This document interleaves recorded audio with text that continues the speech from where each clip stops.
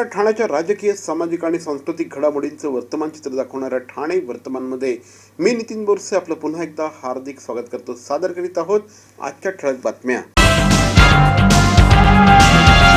कोपरी railway स्थानकाजवळ private बस घरात घुसून अपघात झाल्याची घटना रात्री 9 वाजण्याच्या सुमारास बुधवारी घडली. बस चालक हा दारूच्या नशेत असल्याने त्याचा बसवरील ताबा सुटून हा अपघात झाला. या घटनेत सुदैवाने कोणालाही दुखापत झाली नसून वाहनांचं आणि घरांचं मात्र नुकसान झालं आहे. ठाणे पूर्वेतील कोपरी परिसर नेहमीच गजबजलेला असतो. खाजगी कंपन्यांच्या बसेस पिकअप ड्रॉपसाठी या ठिकाणी जमतात. त्यामुळे या ठिकाणी मोठ्या प्रमाणात वाहतूक कोंडी, कर्कश हॉर्न, बसच्या पार्किंगचा स्थानिकांना त्रास सहन करावा लागतो.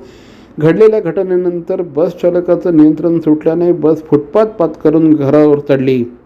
या अपघातानंतर नागरिकांचा संयम सुटला आणि संतप्त नागरिकांनी दारुड्या वाहन चालकांना पोलिसांच्या ताब्यात दिलं. हे निव्वळ या प्रशासनाच्या काही पोलीस अधिकाऱ्यांच्या आणि या ठिकाणी असलेल्या काही पुढाऱ्यांच्या हप्तेखोरामुळे हे माजलेले ड्रायव्हर आज माणसानं उडवायला लागलेत. गाड्या तर उडवतच होत्या पूर्वी, आज माणसानं उडवून त्यांच्या घरांचे नुकसान चाललेलं आहे. मी निषेध करतोय, जे यांच्याकडे पैसे घेतात त्यांनी पैसे घेऊ नये आणि लवकरात लवकर सर्वसामान्य माणसासाठी इथे बस सेवा जी चालू आहे प्रायव्हेट ती बंद करावी आणि माजलेल्या या मालकांना, बसच्या मालकांना योग्य त्या वेळी चाबक बसला पाहिजे, त्याच्यावर मोठी कारवाई झाली पाहिजे अशी मी पोलीस डिपार्टमेंटकडे मागणी करतोय. आम्ही ते स्थानिक लोक आहेत. आता हा गाडीवाला फुल दारू पिले, 107च्या त्याला काहीतरी निघाले. आता चेक केलं तर त्याने पूर्ण गाडी आमच्या घरात घातली आणि मी तोडलं आणि ही गाडी रिक्षात एवढं नुकसान केलं. माझा मुलगा इथे उभा होता, 2 मिनिटासाठी मला गाडीवर ठोकली. डायघर कचरा प्रकल्पाला ग्रामस्थांचा होणारा प्रचंड विरोध पाहता ठाण्याचे माजी खासदार डॉक्टर संजीव नाईक यांनी ठाणे महापालिका आयुक्त अभिजित बांगर यांची भेट घेऊन यशस्वी शिष्टाई केली. डायघर प्रकल्प राबवताना आरोग्य तसंच सुरक्षेची हमी देत आधी मॉकड्रिल सादर केल्यानंतरच या प्रकल्पाला सुरुवात करण्याची सूचना खासदार संजीव नाईक यांनी आयुक्तांना केली. यावेळी डायघरचे संतोष पाटील, रुद्र प्रतिष्ठानचे आणि जया फाउंडेशनचे ॲडव्होकेट धनंजय सिंग तसंच डायघर येथील स्थानिक नागरिक उपस्थित होते. भंडारली डम्पिंग बंद केल्यानंतर डायघरमध्ये येऊ घातलेल्या कचरा प्रकल्पाला डायघर ग्रामस्थांचा विरोध होतो आहे. या ठिकाणचा रस्ता अरुंद असून परिसरात शाळा आहे, त्यामुळे दिवसभर कचरा वाहतूक करणाऱ्या गाड्यांमुळे विद्यार्थ्यांना धोका होऊ शकतो असं स्थानिकांचं म्हणणं आहे.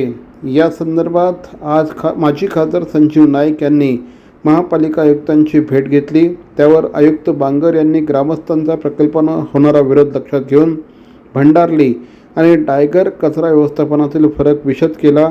डायघर येथे कचरा डम्पिंग न होता कचरा आल्यावर केवळ 12 तासाच्या आत जर्मन तंत्रज्ञानाच्या सहाय्याने कचऱ्यावर प्रक्रिया होऊन त्याचं पूर्णपणे विघटन करण्यात येणार असल्याची माहिती देखील आयुक्तांनी दिली.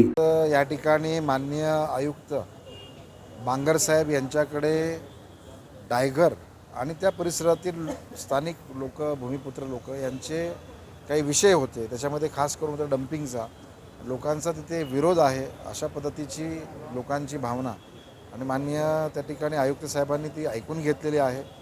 असं निश्चित झालेलं आहे की वस्तुस्थितीमध्ये कशा पद्धतीने डम्पिंग यार्ड असणार आहे, कशा पद्धतीनं महापालिकेने त्याची योजना केलेली आहे, लोकांना त्रास कसा होणार नाही या संदर्भातलं पूर्ण मॉकड्रिल महानगरपालिका देईल. वस्तुनिष्ठ गोष्ट लोकांनी मान्य केली तरच त्या ठिकाणी डम्पिंग यार्ड होईल अशा पद्धतीची भावना ही लोकांची आहे. ठाणे महापालिका कार्यक्षेत्रातील सुमारे 27 लक्ष लोकसंख्येसाठी सद्यस्थितीत 585 दशलक्ष लिटर पाणी पुरवठा करण्यात येतो. यासाठी विविध प्राधिकरणांच्या माध्यमातून पाणी पुरवठा उपलब्ध करण्यात येतो. यामध्ये महानगरपालिकेच्या स्वतःच्या पाणीपुरवठा योजनेमधनं 250 दशलक्ष लिटर, महाराष्ट्र औद्योगिक विकास महामंडळाकडनं 135 दशलक्ष litre, stem water distribution and infra company private लिमिटेडकडून 115 दशलक्ष लिटर, बृहन्मुंबई महानगरपालिकेकडनं 85 दशलक्ष लिटर प्रतिदिन पाणीपुरवठा करण्यात येतो. आगामी 30 वर्षात शहराची वाढणारी लोकसंख्या विचारात घेऊन मुबलक आणि योग्य प्रमाणात पाणीपुरवठा व्हावा या दृष्टिकोनातून नियोजन करण्यासाठी महापालिका प्रशासनाने विविध धरणातून पाणी आरक्षण ठेवण्याबाबत जलसंपदा विभाग, महाराष्ट्र शासन आणि यांच्याकडे पाठपुरावा सुरू केला असल्याची माहिती महापालिका आयुक्तांनी दिली आहे. CP Goenka International School, nurturing talent at young age for scholastics, sports and performing arts in global perspective. Proud to have world toppers and country toppers in 10th standard Cambridge examinations. Ranked the best emerging school by the Times of India for personality over percentage. CP Goenka is the intelligent choice. Blaze design studio Thane सादर करीत आहे bloom solution centre. आपलं घर आणि आपल्या किचनला अधिकाधिक सुंदर, आकर्षक आणि परिपूर्ण करणारं, आंतरराष्ट्रीय दर्जा जपणारं प्रीमियम फर्निचर ब्रँड आता आपल्या ठाणे शहरामध्ये. ब्लेज डिझाईन स्टुडिओ ठाणे सादर करत आहे bloom solution centre. Luxurious premium किचनचं दुसरं नाव ब्लेज डिझाईन स्टुडिओ ठाणे. संपर्क 9987334344. Blaze design studio, Mohan mill compound near Nexa Maruti Suzuki showroom, R mall, Ghodbunder road, Thane west. नक्की संपर्क साधा. आपल्या पाल्याचा सर्वांगीण विकास घडवायचा आहे. जागतिक स्पर्धेत आपल्या पाल्याला अग्रेसर ठेवायचं आहे. शिक्षणाचं बर्डन न वाटता शैक्षणिक आनंद लुटायचा आहे. मग आजच प्रवेश घ्या Indo Scott global school, Ram Maruti road, Thane. इथे घडवला जाईल आपल्या मुलांचा सर्वांगीण विकास. इथे घडवले जातील समर्थ भारताचे सुजाण नागरिक. Indo Scott school, Ram Maruti road, Thane. Call 02225425555 आणि 9867507555. Indo Scotts global school. TJSB सौर शक्ती कर्ज, गो ग्रीन, करा वीज बिलावर बचत.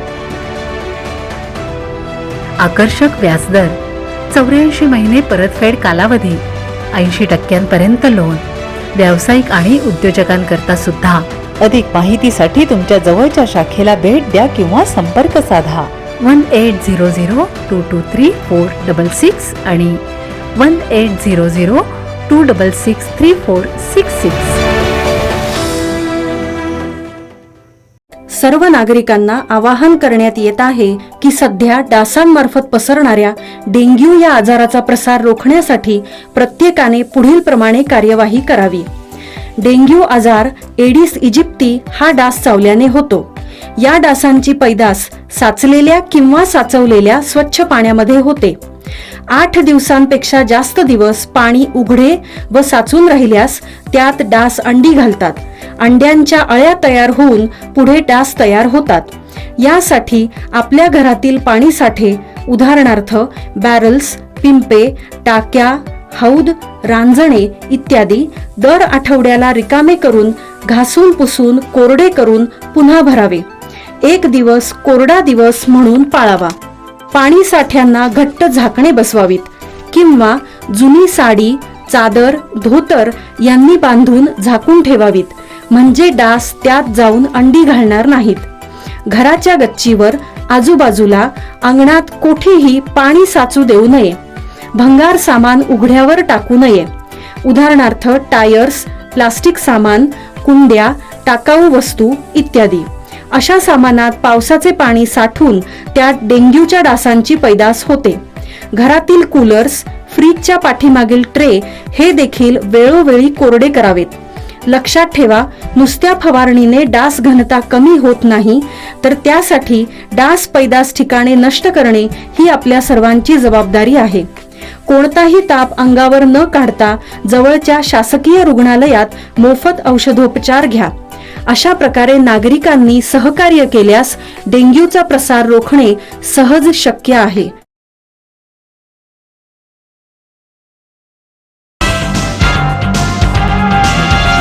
गुरु नानक खालसा महाविद्यालय येथील मराठी विभागाच्या अध्यापिका श्रीमती अर्चना संदीप माळवी यांना नुकतेच मुंबई विद्यापीठाने PhD ही पदवी प्रदान केली आहे. श्रीमती अर्चना माळवी यांनी मुंबई विद्यापीठाच्या मराठी विभागाच्या प्रमुख डॉक्टर भारती निरगुडकर यांच्या मार्गदर्शनाखाली 1945 नंतरच्या निवडक महानगरीय कथांचा चिकित्सक अभ्यास या विषयावरील मुंबई विद्यापीठात सादर केलेल्या प्रबंधास ही PhD प्रदान करण्यात आली आहे. श्रीमती अर्चना माळवी गेल्या 28 वर्ष गुरु नानक खालसा महाविद्यालयामध्ये मराठी विषयाचं अध्यापन करत आहेत. त्यांनी आपल्या संशोधनासाठी ज्येष्ठ साहित्यिक गंगाधर गाडगीळ, अरविंद गोखले आणि भाऊ पाध्ये यांच्या निवडक कथांचा चिकित्सक अभ्यास करून हा प्रबंध मुंबई विद्यापीठात सादर केला होता. गेल्या कित्येक वर्षापासून कमी उपायुक्तांच्या खांद्यावर अतिरिक्त जबाबदारी अशी महापालिकेत ओरड होती. मात्र आता नियमानुसार महापालिकेत शासनाकडनं आलेले 6 आणि महापालिकेचे 6 असे 12 उपायुक्त सेवेत रुजू झाले असून त्यातील शासनाकडनं आलेले 3 नवीन उपायुक्तांनी पदभार स्वीकारला आहे.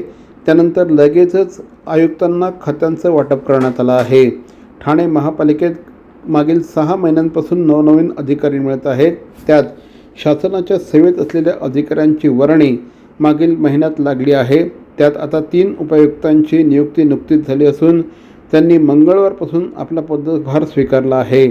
महेश सागर यांना जाहिरात, माहिती तंत्रज्ञान विभाग, आपत्ती व्यवस्थापन आणि सुरक्षा विभागाची जबाबदारी सोपवण्यात आली आहे. मिताली संचेती यांना उद्यान आणि वृक्ष प्राधिकरण विभागाची, तर महादेव रोडगे यांना नागरी सुविधा केंद्राची जबाबदारी देण्यात आली आहे. पुढील वर्षी अधिक उत्साहात आणि जोमात गणेशोत्सव स्पर्धेचं आयोजन केलं जाईल अशी माहिती राष्ट्रवादीचे जिल्हाध्यक्ष आनंद परांजपे यांनी दिली आहे. पुढील वर्षी अधिक उत्साहात आणि जोमात गणेशोत्सव स्पर्धेचं आयोजन करणार असल्याची माहिती देखील श्री आनंद परांजपे यांनी दिली. एकविरा मित्रमंडळ महागिरी या गणेशोत्सव मंडळाने संपूर्ण ठाणे शहरातून बाप्पाची आरास स्पर्धेत रोख 51,000 रुपये आणि आकर्षक चषकाचं पारितोषिक मिळवलं. राष्ट्रवादी युवक काँग्रेस ठाणे शहर जिल्ह्याच्या वतीने या स्पर्धांचं आयोजन करण्यात आलं होतं. ठाणे राष्ट्रवादी युवक काँग्रेसचे अध्यक्ष वीरेंद्र वाघमारे तसंच कार्याध्यक्ष संदेश पाटील यांच्या वतीने या स्पर्धांचं आयोजन करण्यात आलं होतं. या स्पर्धेचा बक्षीस वितरण समारंभ बुधवारी 11 ऑक्टोबर 2023 रोजी mini theatre doctor Kashinath Ghanekar नाट्यगृह येथे आयोजित करण्यात आला होता. कार्यक्रमाला राष्ट्रवादीचे प्रदेश सरचिटणीस नजीब मुल्ला तसंच ठाणे शहर जिल्हा सरचिटणीस प्रभाकर सावंत, रवींद्र पालव, वनिताताई गोतपगार आदी उपस्थित होते. राष्ट्रवादी युवक काँग्रेस ठाणे शहर जिल्ह्याच्या वतीने बाप्पाची आरास स्पर्धा 2023चे आयोजन करण्यात आलं होतं. संपूर्ण ठाणे शहरातून 4 विधानसभा क्षेत्रातनं हे आमचं पहिलंच वर्ष असताना चांगला प्रतिसाद आम्हाला गणपती मंडळाने दिला. त्या सर्व गणपती मंडळांचे मनापासून आभार व्यक्त करतो आणि ज्यांना आज पारितोषिक दिली गेली त्या मंडळांचं देखील अभिनंदन करतो. राष्ट्रवादी युवक काँग्रेस ठाणे शहर जिल्हा ची टीमने आज बाप्पाचा आरस दर्शन स्पर्धा 2023 विधानसभा निहाय, लोकसभा निहाय त्यांनी एक चांगला कार्यक्रमाचं बक्षीस समारंभाचं आयोजन केलं होतं. प्रथम वर्षी ऑनलाईन अर्ज मागून त्यांना चांगले ट्रॉफी, म्हणजे प्रत्येक वर्षी बाप्पाचे दर्शन घेत असताना तिथले सजावट चांगल्या रीतीने जास्त उत्साहाने कार्यकर्त्यांनी तयार करावे, सार्वजनिक मंडळांनी सहभाग घ्यावं, म्हणजे त्यांना एक मनोबल वाढवण्याचा एक चांगला उपक्रम राष्ट्रवादी युवक काँग्रेसने हाती घेतलेला आहे. आणि 23 मंडळातून आम्ही 9 बक्षीस आम्ही वाटप केलेले आहेत. या बक्षिसामध्ये 51,000 मोठं बक्षीस आणि प्रत्येकी विधानसभा क्षेत्र निहाय 21,000चे 4 बक्षीस आणि 11,000चे 4 बक्षीस तसेच सन्मान चिन्ह देण्यात आलेलं आहे. ही स्पर्धा यशस्वीरित्या सर्व माझ्या सहकारी मित्रांच्या मुळे मी पूर्ण करू शकलो. तर मंडळी, या होत्या आजच्या ठळक बातम्या. आजचा एपिसोड आपल्याला कसा वाटला आम्हाला जरूर कळवा. आमचा पत्ता आहे Dadoji Konde stadium, shop number 16, Khatan road, Thane पश्चिम. दूरध्वनी क्रमांक 9820939420. तर मग पुन्हा भेटू उद्या याच वेळी याच ठिकाणी ठाणे वर्तमानमध्ये. तोपर्यंत धन्यवाद. जय हिंद, जय महाराष्ट्र.